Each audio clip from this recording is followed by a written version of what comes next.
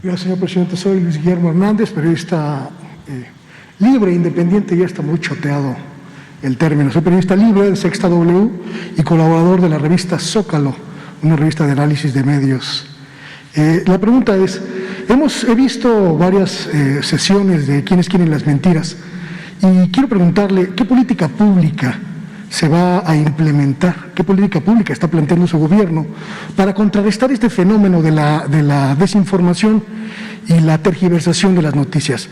Hemos visto aquí que reiteradamente se menciona medios que constantemente mienten, que constantemente tergiversan, pero no hemos visto de su parte, de su gobierno, señor presidente, una política pública que plantee cómo contrarrestar este asunto.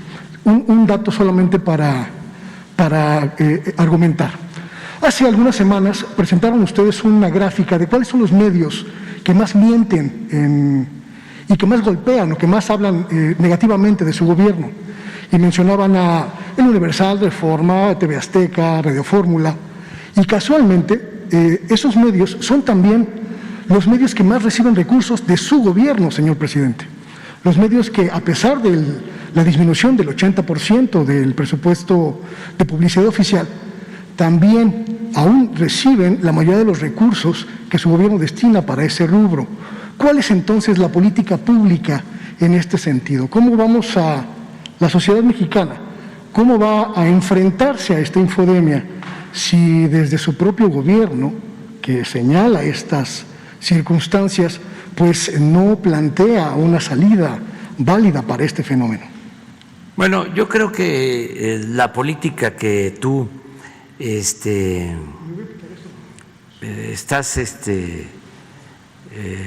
demandando con argumentos es esta. Se ejemplifica en lo que hacemos todos los días. Esta es la nueva política de comunicación. El que podamos ejercer nuestro derecho de réplica y que sin censura podamos hacer un análisis sobre el manejo de la información, respetando la libertad de todos. Esto es importantísimo, porque ya no hacen el mismo daño que hacían antes, cuando solo ellos hablaban, cuando solo ellos opinaban, cuando tenían el monopolio de la palabra. Porque así era. Entonces ahora no, ahora todos podemos hablar, expresarnos, manifestarnos.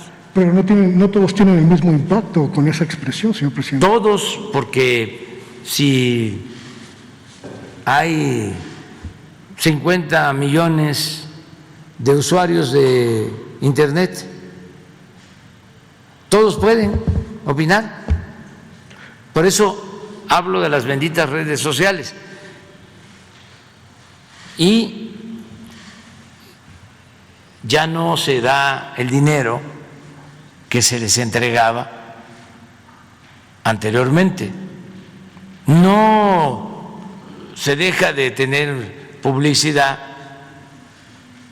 porque pues se requiere, pero nada que ver con lo que se entregaba anteriormente. ¿Y por qué no promover, por ejemplo, ahora que lo menciona, la ley de publicidad oficial? Es exactamente la misma que regía en el gobierno del presidente Enrique Peña Nieto, una ley que, pues en términos llanos, es muy discrecional. ¿Por qué no promover una nueva regulación que imponga criterios pues más objetivos o que obligue a los medios a garantizar la pluralidad informativa, a garantizar el derecho a la información de la sociedad? Es decir, seguimos financiando los medios que nos mienten y no obtenemos nada a cambio, señor presidente. Lo que decía presidente Lerdo, o se le atribuye a él la frase de que la prensa se controla o se regula con la prensa. Eso es lo que aplica. No debe haber una regulación. Tenemos mejor que ejercer nuestra libertad, que haya debate y que le tengamos confianza a la gente, porque el pueblo no es tonto. Tonto es el que piensa que el pueblo es tonto. La gente actúa de manera consecuente. El pueblo es inteligente. Hay quienes se dejan manipular, pero también no es solo por los medios, sino porque ya también ellos tienen un pensamiento conservador. Hay quienes no quieren ver las mañaneras, no quieren saber nada de nosotros, nada, y les creen a los medios conservadores todo. Y entre más exageran los pasquines del conservadurismo, más lo disfrutan algunos. El problema también creo... Entonces, pero afortunadamente no es la mayoría del pueblo. Ya estos medios tienen muy pocos lectores. Bueno, si les damos publicidad aquí gratuita, además de la económica, sí, ¿no? porque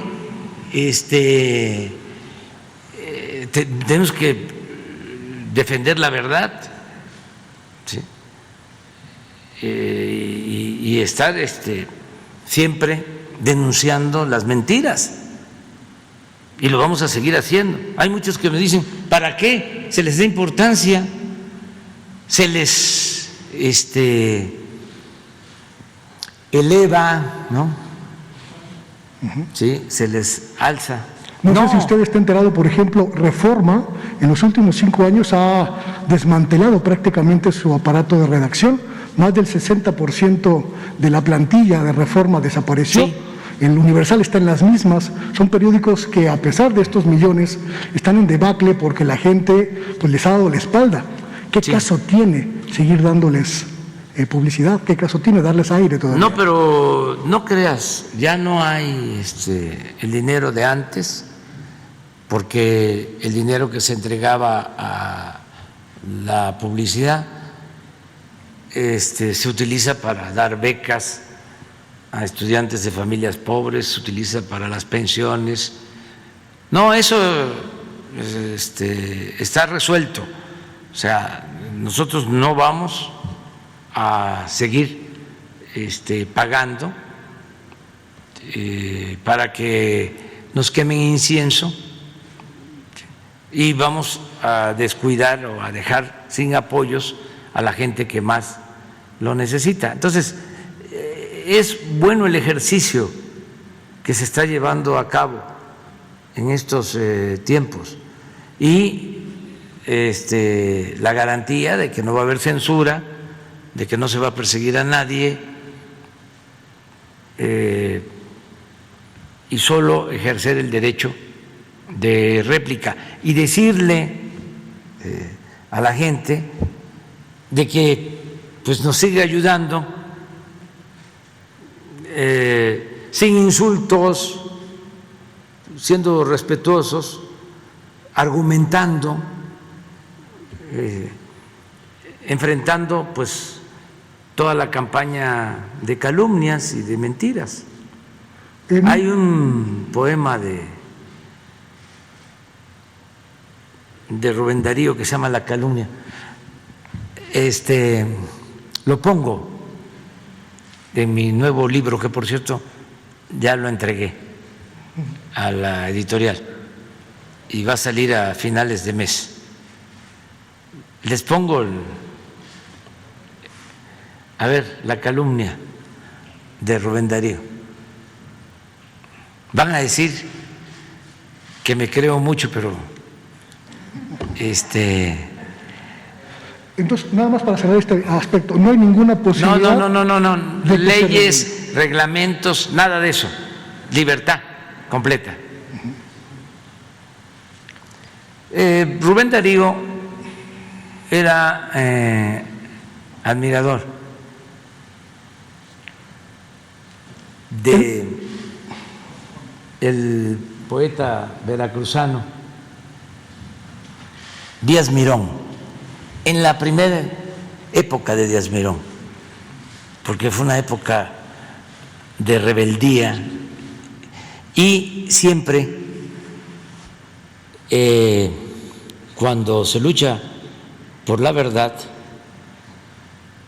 se tiene creatividad, se tiene talento.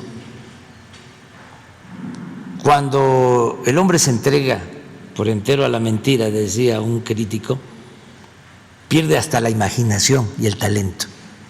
Entonces, Díaz Mirón en su primera época era extraordinario como poeta y lo admiraba el joven Rubén Darío. Pero después Díaz Mirón se volvió porfirista, le tocó a él declamar un poema cuando se inauguró el Ángel de la Independencia. Y realmente ya no era el gran poeta. Entre líneas se dedica a exaltar a Porfirio y luego es huertista y bueno, ya.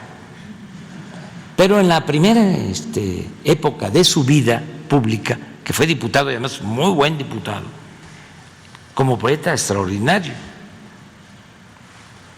y lo admiraba Rubén Darío. Pero mire qué bonito esto, qué bello. Puede una gota de lodo sobre un diamante caer, puede también de este modo su fulgor oscurecer, pero aunque el diamante todo se encuentre de fango lleno, el valor que lo hace bueno no perderá ni un instante, y ha de ser siempre diamante, por más que lo manche el cieno. Maravilloso. Ese poemínimo de Rubén Darío es el que pongo cuando trato el tema de la prensa en México. Así empieza el capítulo. La pregunta que le quería plantear. He podido documentar el conflicto en Notimex, señor presidente.